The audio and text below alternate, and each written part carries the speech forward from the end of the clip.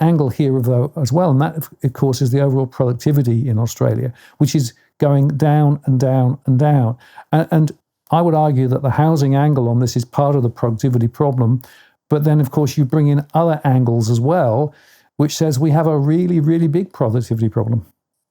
Yeah, absolutely. So interestingly, the Productivity Commission put out a report last week looking at Australia's productivity performance since the pandemic, and which has been, well, it's been abysmal for longer than the pandemic. So the middle top chart there from Justin Fabo, that plots Australia's GDP per hour worked, which is a measure of labour productivity, against other countries. And since 2018, we've had the worst productivity performance in the advanced world, pretty much.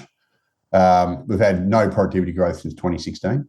It's been very poor. Now, there are a whole lot of reasons for it, but the Productivity Commission, and in fact, Ken Henry, former Treasury Secretary, gave an interview recently to Joe Walker, I think it was, and he was asked about productivity, and he said that the fundamental driver, and the Productivity Commission said the same thing, the number one driver of Australia's productivity growth over the long term has been, this is the single biggest factor by far, has been what they call capital deepening. So that's basically, it's the capital labour ratio. So what that is, it basically means when you give workers more tools, more equipment to work with, whatever, they become more productive. So I've used this example before, maybe it's not the best example, but it's easy to understand.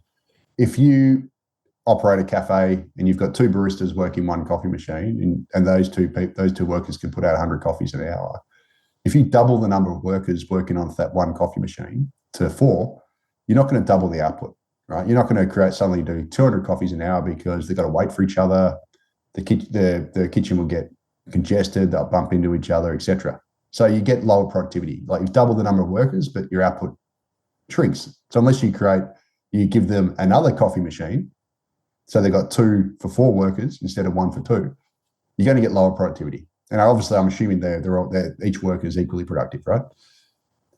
Effectively, this is what Australia's done since we've run this big migration. So the chart on the right-hand side comes from Jared Minack. He did a fantastic chart, but this has been raised by Ken Henry, by Productivity Commission, not as well by the Productivity Commission, by Jared Minack, of course, by Alan Kohler. He brought up Ross Gittins, another Michael Plum, who works for the RBA. They've all mentioned this capital deepening problem Australia had. And several of them, like Jared Minack, have actually pointed out that Australia's high rate of immigration is a contributing factor. Now, the reason why I say that is, obviously, Australia's population, as I said, has grown by 7.6 million people this century.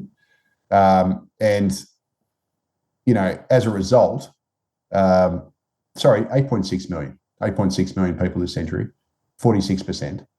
And as a result, we've grown the population aggressively, but we haven't had enough business investment, enough machinery, enough infrastructure, enough housing to keep up with that population growth. And we've all seen it. You drive around the cities, it's more congested than ever, which means you've got less infrastructure that makes you less productive, takes you longer to get anywhere. So our amount of capital investment hasn't kept up with the population growth. And as a result, we've had this capital shallowing. So we've actually got the capital labour ratios fallen to 0 effectively. And that's the chart on the right. And our productivity growth has suffered. Now, if you go to the bottom middle chart there, it's a pretty crude chart, but I've just plotted Australia's immigration rate against our GDP per capita and our productivity growth. You can see there's a negative correlation. Obviously, correlation doesn't equal causation, but if you couple that with Jared Minack's chart on the top right, it's pretty compelling. So if we're going to, the upshot here is, if we're going to grow the population by 13.5 million people in the next 40 years, which is the plan, another Sydney, Melbourne, Brisbane, you're going to need another Sydney, Melbourne, Brisbane worth of business investment, another Sydney, Melbourne, Brisbane worth of infrastructure, another Sydney, Melbourne, Brisbane worth of housing, etc., just to keep the productivity, the amount of capital to labour the same, right? So you're going to need to replicate what's in those 3 cities all over again just to keep the capital to labour ratio the same. And if we don't do that, we're going to get capital shallowing and we're going to get worse productivity growth. We're going to have, and I cannot for the life of me see how, because we haven't done it the last 20 years, how we can possibly grow by 13.5 million people, the projection, over the next 40 years without productivity suffering, because we have to replace the infrastructure and the business investment, et cetera, that has become degraded because it depreciates. You got to replace what you've lost through depreciation and wear and tear. But then you got to add to make up for all those 13.5 million people. And we just can't do it. And as a result, Australia is just going to be in this productivity trap. And the same has happened exactly, that chart on the top right from Jeremy Moore, I wish I'd put it in here, but there's one for Canada, because Canada's gone through a similar population explosion and it is almost identical, right? The National Bank of Canada did a chart almost identical. They've also had a capital shelling problem. And guess what? Canada's productivity sucks as well, as that chart shows. And Canada's had almost zero GDP per capita growth in a decade. Ours has been a bit better than that, but still very poor. So this is basically another cross against this big Australia policy. If you're just going to bring in loads of people every year, you sure as hell better provide enough infrastructure for them, enough machinery and tools and other capital for them. And you sure as hell should also provide enough housing for them, because if you don't do those things, a nation's productivity suffers, and Australia's productivity has suffered, and so has Canada's, for that very reason. Yeah, absolutely. And sorry, the dogs went off because we had the bin man come. Oh, that's okay.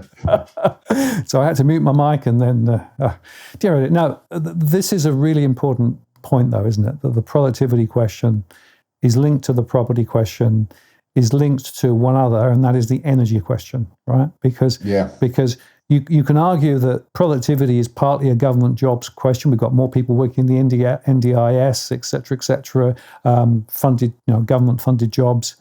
But we've also got this massive energy crisis as well, where the costs of energy continue to rise. And so the costs of manufacturing is getting to the point where it's impossible, which is why manufacturing is getting more and more unlikely in Australia. The costs to households are also very high because the cost of energy is very high, despite the government's subsidies, and they announced another 10% rise for some states, recently. So we've got this massive conundrum of all of these things latched together, and there's no holistic, joined-up thinking anywhere that I've seen, from government at least, to try and actually really tackle this really important thing, because there are levers that could be pulled.